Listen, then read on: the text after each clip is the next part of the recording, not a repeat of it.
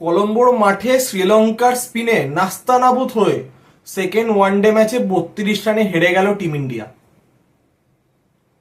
তো ব্যাটিংয়ে আবারও রোহিত শর্মা এবং শুভমান গিল যে ওপেনিং পার্টনারশিপটা যেটা প্ল্যাটফর্ম সেট করে দিয়েছিল, তারপরে কোনো ব্যাটসম্যান দাঁড়াতে পারেনি।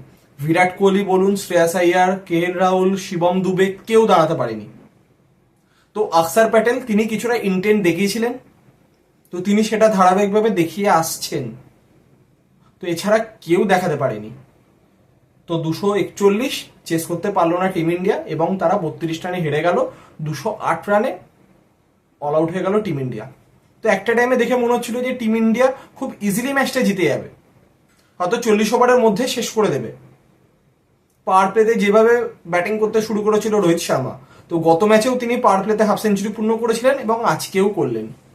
কিন্তু গত ম্যাচে প্রেস কনফারেন্সেই তিনি বলেছিলেন যে আসল খেলা তো শুরু পাওয়ার প্লের পর থেকে, নতুন বলে মারা খুব সোজা এই যা পিছে, কিন্তু যখনই বল একটু পুরনো হবে, স্পেশালি রান চেসের ক্ষেত্রে বল যখন থেকে স্পিন করা শুরু করবে, তো তখন বাঁচার একটাই আশা, যদি মাঠে ডিউ আসে।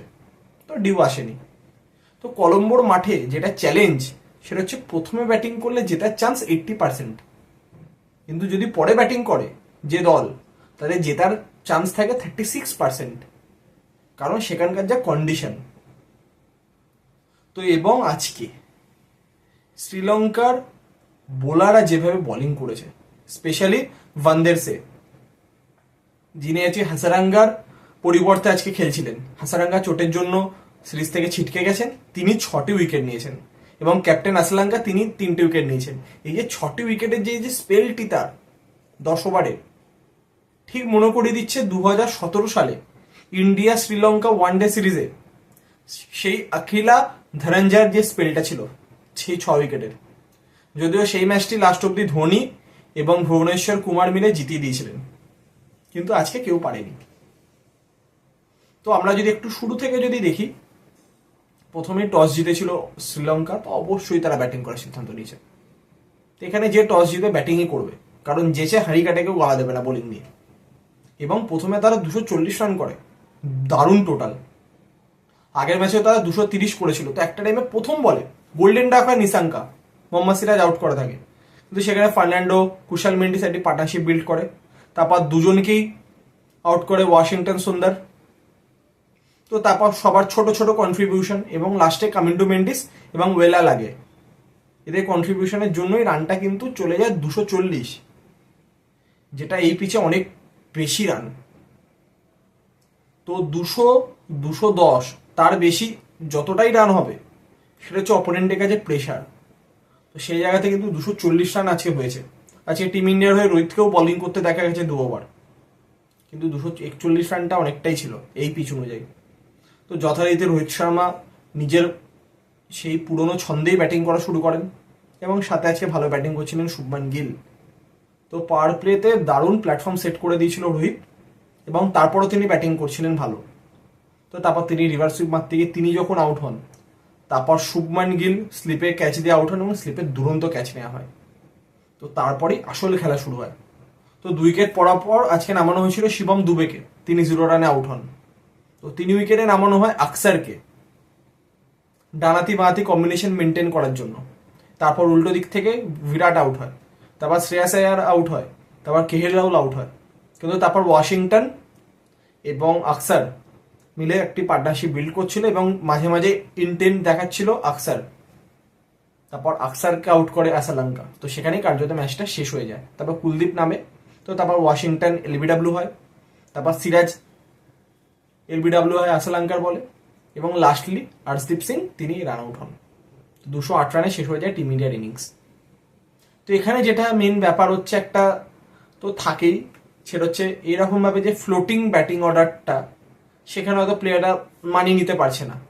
আগের ম্যাচে আমরা দেখেছিলাম 4 নম্বরে নামানো হয়েছিল ওয়াশিংটন সুন্দরকে, 5-এ নামানো হয়েছিল শ্রেয়াস আইয়ার, 6-এ কেএল রাহুলকে, এবং আজকে আমরা দেখলাম 4-এ শিবম দুবে, যিনি গত ম্যাচে খেলেছিলেন 8 নম্বরে। 4-এ শিবম দুবে, 5-এ আকসার, 6-তে শ্রেয়াস আয়ার, 7-এ কেএল রাহুল। মানে এই যে চেঞ্জেস গুলো টি-20 ক্রিকেটে ডানাতি বানাতি ফরমেশন মেনটেন করা হচ্ছে এবং সেটা টিম ইন্ডিয়া তার ফলো পেয়েছে এই সিরিজেই, টি-20 সিরিজে। কিন্তু ওয়ান ডেতে কি এইটা চলবে, এটা কি চালানো ঠিক হবে, তো সেটা আমরা উত্তর আগামী দিনেই পাবো। কারণ মাথায় রাখতে হবে এই ওয়ানডে সিরিজের পর কিন্তু আর সেরকম ওয়ানডে সিরিজ পাওয়া যাবে না চ্যাম্পিয়ন্স ট্রফির আগে। ইংল্যান্ড সিরিজটা আছে, সেখানে 3টে ওয়ানডে আছে, তাও আগামী বছরে 2025-এ। তো এই সিরিজ হয়ে গেল 1-0-তে এগিয়ে গেল শ্রীলঙ্কা। যদি থার্ড ওয়ানডে ম্যাচ কোনো রকম ভাবে যদি বৃষ্টির কারণে ভেস্তে যায় বা টাই হয়, তাহলে শ্রীলঙ্কা ওয়ানডে সিরিজটি জিতে নেবে। 1997-এর পর থেকে কোনো ওয়ানডে সিরিজ ইন্ডিয়ার এগেনস্টে জিততে পারেনি শ্রীলঙ্কা, তো সেটা একটি রেকর্ড হয়ে যাবে। এবং টিম ইন্ডিয়ার মাস্ট উইন গেম যদি জিততে পারে, তাহলে সিরিজ হয়ে যাবে 1-1। তো এরকম একটা কন্ডিশন আছে। শ্রীলঙ্কা দল মাত্র একটা ফাস্ট বোলারে খেলেছিল এবং বাকি সব স্পিনার।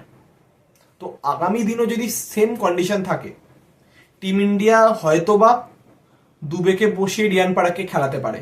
কারণ টিম ইন্ডিয়া এক্সট্রা স্পিনার নিয়ে যায়নি, এক্সট্রা কোনো স্পিনার নেই। বেঞ্চে রয়েছে হর্ষিত রানা, খলিল আহমেদ, কিন্তু এক্সট্রা আরো একটা দুটো স্পিনার নিয়ে যাওয়া টিম ইন্ডিয়ার উচিত ছিল, কারণ যেরকম কলম্বোর কন্ডিশন থাকে। তো গৌতম গম্ভীরের কোচিংয়ে প্রথম ম্যাচ হারলো টিম ইন্ডিয়া, আগের ম্যাচটি টাই হয়েছিল। তো গৌতম গম্ভীর যেমনটা চেয়েছিল যে রোহিত কোহলি এরা সকল প্লেয়াররা মিলে খেলুক এই ওয়ানডে সিরিজটা, কারণ শ্রীলঙ্কার মাঠে শ্রীলঙ্কাকে এত ইজিলি ওয়ানডে সিরিজ হারিয়ে চলে আসা যাবে না। তো সেটাই দেখা গেল, টাফ চ্যালেঞ্জ, স্পিনিং কন্ডিশন। তো এবার সবার মনে প্রশ্ন যে লাস্ট ম্যাচে পিচ কিরকম হবে। এখানে সব থেকে গুরুত্বপূর্ণ কিন্তু হবে টস, একটা অনেক বড় ফ্যাক্টর। তো সেখানকার পিচ কিরকম হবে সেটা নিয়ে অবশ্যই অনেকের মনে প্রশ্ন রয়েছে। তো বুধবার দিন third one day match, must win game team ইন্ডিয়ার জন্য, এবং শ্রীলঙ্কা চাইবে ম্যাচটি জিতে সিরিজটি জিতে নিতে, বা কোনো কারণে বৃষ্টির জন্য ম্যাচটা ভেস্তে যায়। তো থার্ড ওয়ানডে ম্যাচ দুটি দলের ক্ষেত্রেই কিন্তু খুব গুরুত্বপূর্ণ। তো আমরা আশা করব এরকম কম্পিটিটিভ ক্রিকেটই বুধবারও আমরা দেখতে পাবো। তো এখানে আজকের ম্যাচের পর তো দর্শকরা অনেকে হতাশ, কিন্তু এটাও মেনে নিতে হবে যে প্রতিটা ম্যাচ তো টিম ইন্ডিয়া জিতবে না।